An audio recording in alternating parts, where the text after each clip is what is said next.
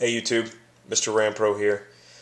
I've got another knife review for you, and this is the Cold Steel Medium Voyager and the Tanto tip. And let's go ahead and get started. I will go ahead and say first off, I think that this is definitely a win for Cold Steel. This is a great overall blade, EDC blade. I'd say EDC emergency, obviously self-defense. You don't really want to use a knife for self-defense anyways, but if you had to, I think that this one would probably suffice with that. That triad lock really makes lockup on this thing phenomenal, so I can't say anything bad about the lockup on the deal. Overall size, great for an EDC blade, and for comparison, we will go ahead and toss out a Delica 4 and the Benchmade mini grip.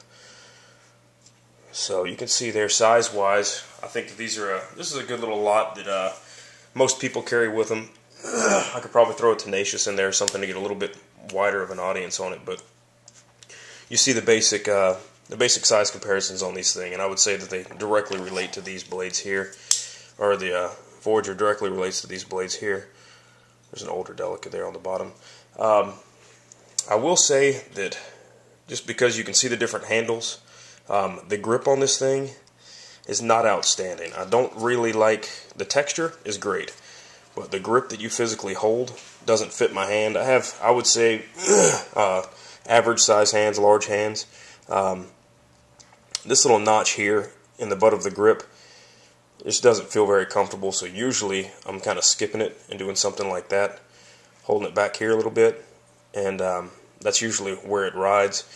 It does kind of hurt you if you're trying to choke up a little bit, I think, by squeezing your hand completely in here, but overall there is no choil or anything like that, so you'd have to be extremely careful doing something like that. Probably not a good move.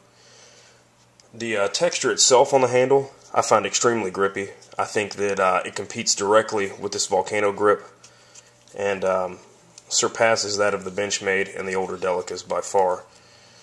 But this grip is extremely good. I would say kind of an iron cross grip. Looks pretty cool. Little plus symbol kind of thing there. Blade steel. Let's see, what did we say that was? Like the AUS 8A or something like that. I really don't have any complaints with it. It's easy to sharpen, and it holds a really sharp edge. Fairly decent. I mean, it shreds cardboard boxes and anything else that you want to throw at it. For the most part, you don't have any problem kind of taking care of what you need to with this blade. The blade shape, I think, works out fairly well for the slicing on the boxes and stuff. You can see something with like a Delica where the tip sweeps back a little bit more. This kind of forces it, almost like if you were to think of this kind of like the Hawkbill blade shape, where you're forcing, because of that curve in edge, you're forcing all of your material into that cutting point. Well, that's the same thing with these. You're kind of allowing it to slide away from that cutting edge. Here, you're keeping it nice and straight, which is why like the Wharncliffe blade styles are so popular and stuff like that, because it keeps, and this isn't even a dramatic sweep by any means, but you're keeping that material forced into the blade, so you can really get good traction on whatever you're cutting and kind of take care of business. I would say that the thumb stud and this idea for the thumb stud is a great one. The all the way through, it's just a threaded thumb stud completely through, and you can adjust it further on either side by adjusting the little flathead screwdriver notch in the side here. I think that's extremely that's a pretty cool design. I like that a lot. You don't really have that option here with the Benchmade. Now it's equal in this model here, but if you look at something like the Recon 1, where it's not equal, so if you wanted to go to left-hand carry, you could adjust it to where you need it to. And I think the size-wise, they're virtually the same. Oh, actually, no, they're a little smaller, which is kind of odd, but we'll handle that in the other review. This here is virtually in the center, so as it comes from the factory, you could adjust it if you wanted to get a little bit more on this thumb stud. I find that the way it comes is perfect. Fast deployments on thumb studs is alright. I usually find that the Spidey hole works the best. You can see, you can get it, you get in, you throw a little wrist slap in there and you're pretty good to go. But deployment, I would put it probably average, not as slow as like a slip joint or something like that. but that definitely one-handed open makes it extremely easy. You can do that with it, and if I'm not mistaken, yeah, you can see right here that keeps, if you put your finger all the way up into the choil, you can slap it closed without risk of it hitting your finger. Now you do get a little closer. There's other models out there that don't do it quite as bad. Delica 4, you can see that there. You got pretty safe zone right there.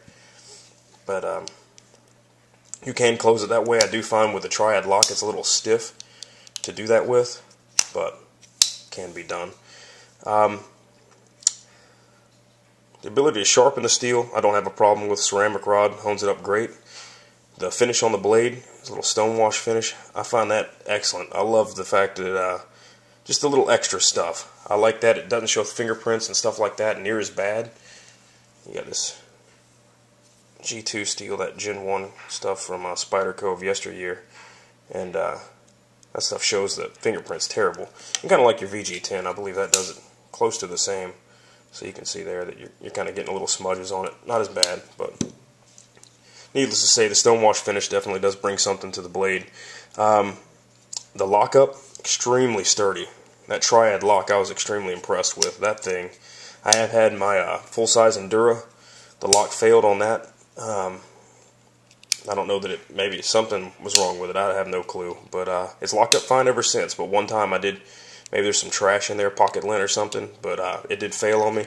This thing, you don't even get the feeling that it might fail. You have to push this lock bar so far down to break the point of locking blade, like versus the Delica, where you barely push it, it goes.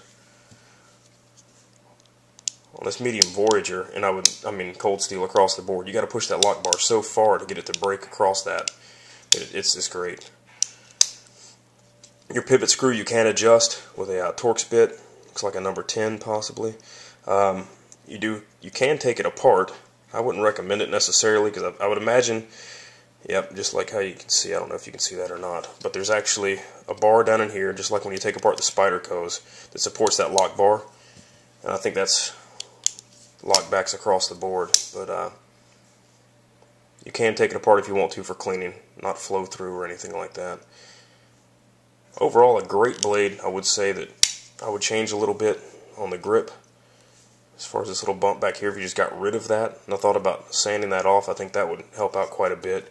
I do like the choil. It really gives you a positive sense of security, making any kind of like thrusting motions or anything like that, or just being quick with shaving down your cardboard or anything like that. You just have a really secure grip for the most part on this blade. The pocket clip I thought was really cool with cold steel. They gave you 2 pocket clips, one for each side. I thought that was an awesome little thing from the factory. It's just one of those extra things. Nobody else does that crap. You know, that's pretty sweet to be able to get left hand and right hand just with a curve, just to make carryability a little better. The only hit against the pocket clip is the material underneath it. It's so grippy that deployment out of your pocket is insane. When I carried this knife, I know there's a couple of mods out there that these guys are doing where they're sanding down a little bit of that grivery handle. I would recommend doing that. I haven't done it on this, but I carried it inside the pocket completely because when it came to deployment, the thing was a pain in the tail. And for some reason, this little chunk of like the thumb stud and this little area down here where it meets for your lockup would somehow get stuck in the fabric on my pants when I would try to deploy it and pull it out about halfway every single time. It wasn't enough to wave it, but it was enough to give you that false deployment thing, and that's, you know, that's where injury shows up. So just for safety, I just threw it in my pocket completely. I would have to do a mod on this to comfortably carry it in my pocket. That didn't happen with a Spider Cove because they have this little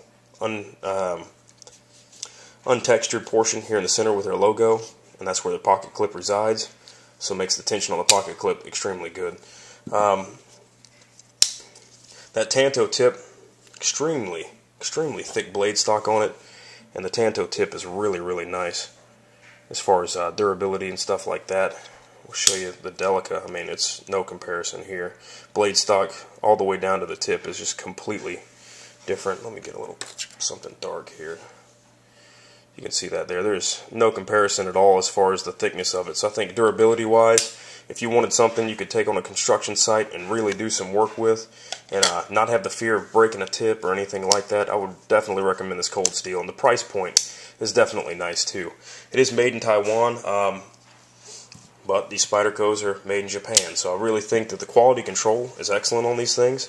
I didn't find any blemishes really, and it was crazy to see how good the quality control was. I was expecting less, but I was pleasantly surprised and extremely happy with it. So I would definitely recommend it. I would recommend doing something with the pocket clip underneath it just for, you know, deployment and stuff like that. But I would definitely recommend it as an EDC blade, as long as you can maybe have smaller hands or can handle just this little part getting in your way. I think you'll be fine with it. It allows you to kind of, forces you almost to kind of choke back a little bit further, but no real problems in that little area as far as overall usage, you know, and stuff like that.